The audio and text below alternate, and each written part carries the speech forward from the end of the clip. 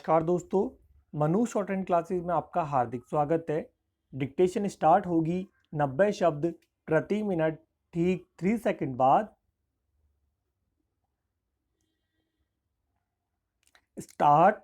मार्च का महीना था।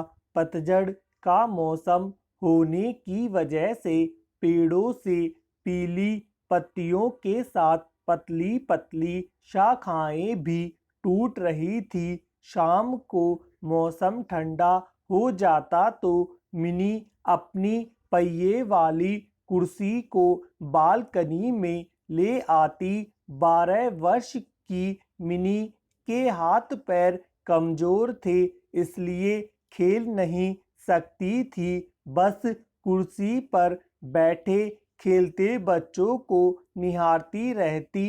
एक दिन वह बालकनी में बैठी बच्चों को खेलते देख रही थी। तभी उसकी माँ ने पुकारा, मिनी अंदर आ जाओ न।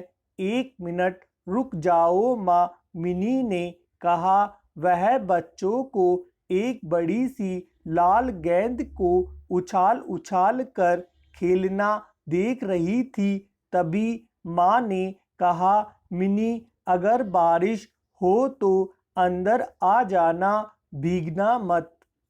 मिनी को प्रारंभिक शिक्षा पूरी करने के लिए खास प्रकार के स्कूल में भेजा जाता था। इस स्कूल में उसे पढ़ाई के साथ तरह तरह के व्यायाम और बोलना भी सिखाया जाता था, जिससे उसे काफ़ी फायदा भी हुआ। अब वह धीरे धीरे चलने के साथ हाथों से पेन, ब्रश या चम्मच पकड़ना सीख गई थी। पहिए वाली कुर्सी से वह घर में यहाँ वहाँ आ जाया करती थी। हालांकि सुबह पापा स्कूल छोड़ आया करते थे और शाम को मम्मी जाकर ले आती थी। मिनी के परिवार को इस कॉलोनी में आए हुए 6 माह हो गए थे, पर उससे किसी की दोस्ती नहीं हुई थी।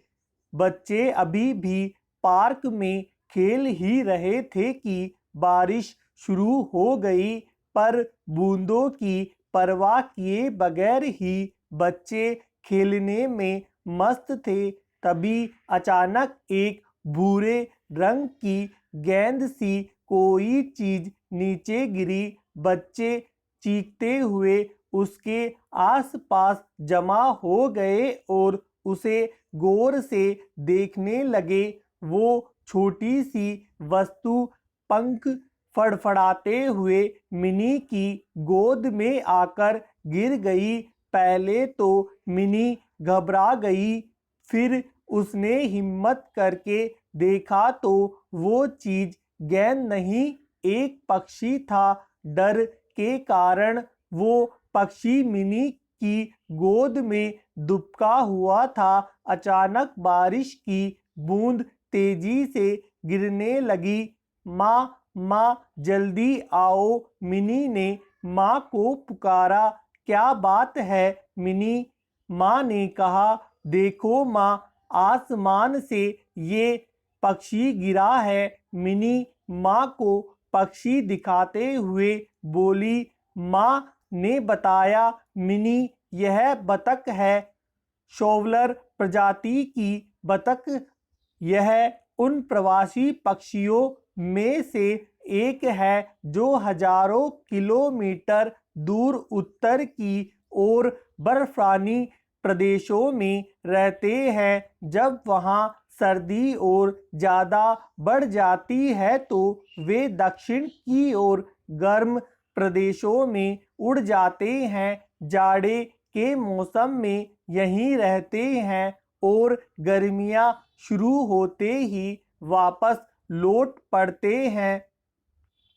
लगता है बहुत थक गई है ये माँ, मिनी ने कहा। हाँ, ऐसा लगता है कि अपने घर लौटते वक्त अपने झुंड से बिछुड़ गई है। अपने बाकी साथियों को खोजने के लिए ज़्यादा उड़ान भरने की वजह से थक गई और ऐसे में पंख कहीं टकरा गए जिससे घायल हो गई।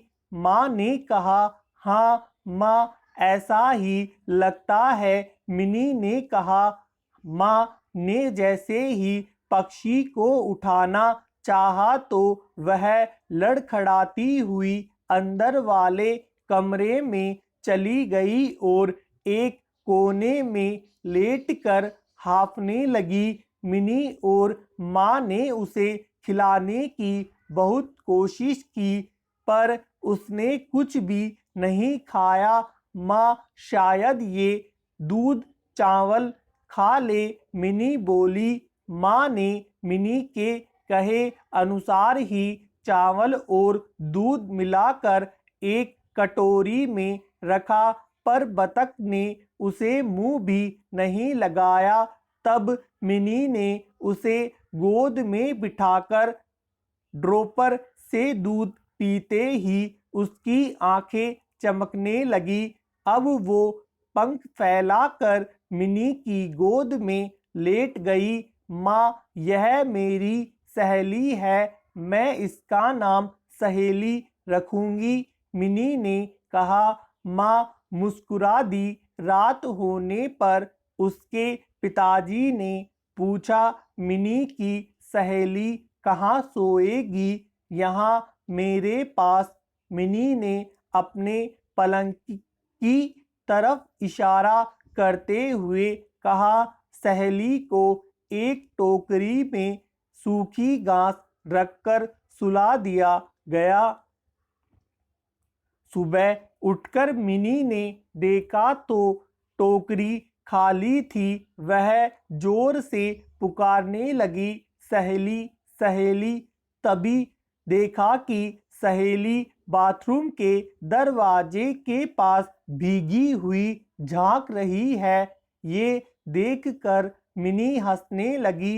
मिनी उसके पास जैसे ही गई वह पंख फड़फड़ाकर दूर जा खड़ी हुई। यूं ही दोनों एक दूसरे के साथ कुछ देर तक खेलती रही। तभी माँ कमरे में आई और कहा, चलो मिनी, तुम्हारा और तुम्हारी सहेली का नाश्ता तैयार है। माँ पहली सहेली को खिला दूं फिर खुद खाऊंगी, मिनी ने कहा।